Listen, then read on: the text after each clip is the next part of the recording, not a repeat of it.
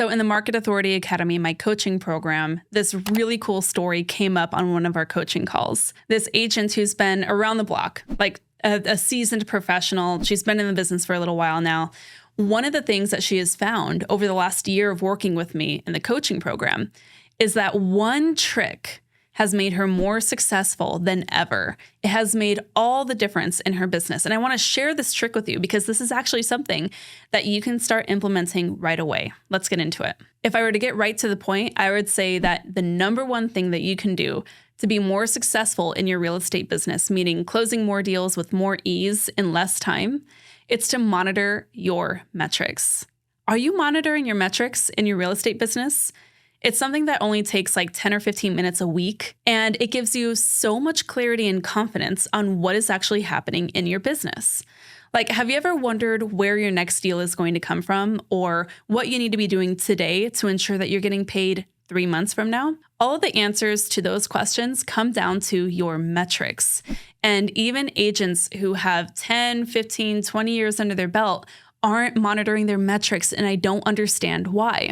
Now, when I was talking about monitoring your metrics in the Market Authority Academy, this one agent was saying how it made all the difference in her business. And the reason for that actually might surprise you. One of the metrics that we track in our real estate business is what we call the maturation rate. Other people might know this as like a gestation period, but like that to me sounds weird. Ultimately, our maturation rate is measuring how many days pass from the time you are generating a lead to the time that you are closing the lead.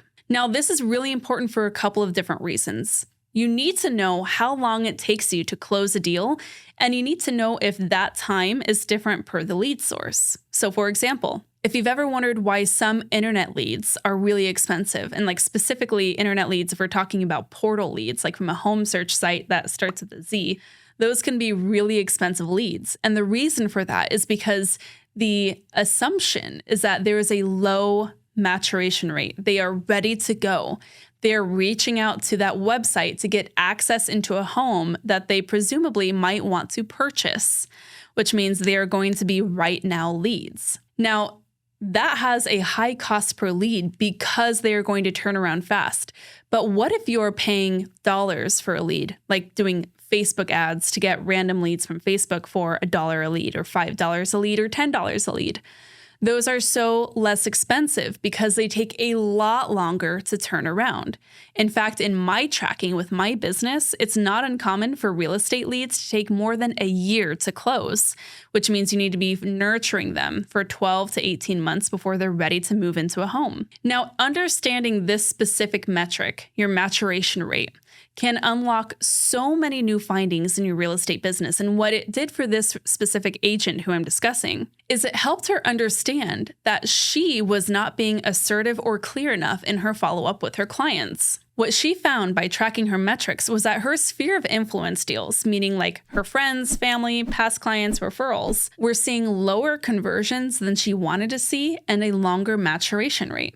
And with that data, what we were able to find was that she was not being assertive and clear enough in her follow-up, which meant that she was losing easy opportunities because her friends might walk into an open house and just sign with the listing agent there because it seems like a really good deal to them. Or what she was finding was it was taking a really long time to ultimately getting her clients to the closing table because she was not being clear enough in her directive on moving them through the home buying process, even if it was a very urgent and important thing for them. When she found that her conversion rates were lower than she expected, and it was taking a long time to close the deals that she was closing, we looked at a couple of things in her business. We looked at how she was setting client consultations, which she was not for most of her buyers. And we looked at how effective her follow-up approach was for her clients who she was walking through the process with. And what we found was a lot of times she would get the inquiry from a lead who would say, yes, we're so excited to work with you. Let's get the ball going. And she would say something to the effect of, okay, great. Let me know when you're ready to begin the process. Instead of an approach that I coached her on, which was more of, amazing. I'm so excited to work with you too. Here are our next steps. Can you see that different approach, here are your next steps, with confidence and assertiveness, not being mean, but being clear and assertive, can absolutely change the tone of any client interaction? Once this agent was able to make these adjustments based off of her metrics, she saw a complete change overnight. Just kidding. Nothing is overnight in this industry. It took a little bit of time. But after she saw the benefits of this approach, not only was she saying things like, I'm feeling more and more in control of my business, my systems are staying in place, and I am more organized than ever.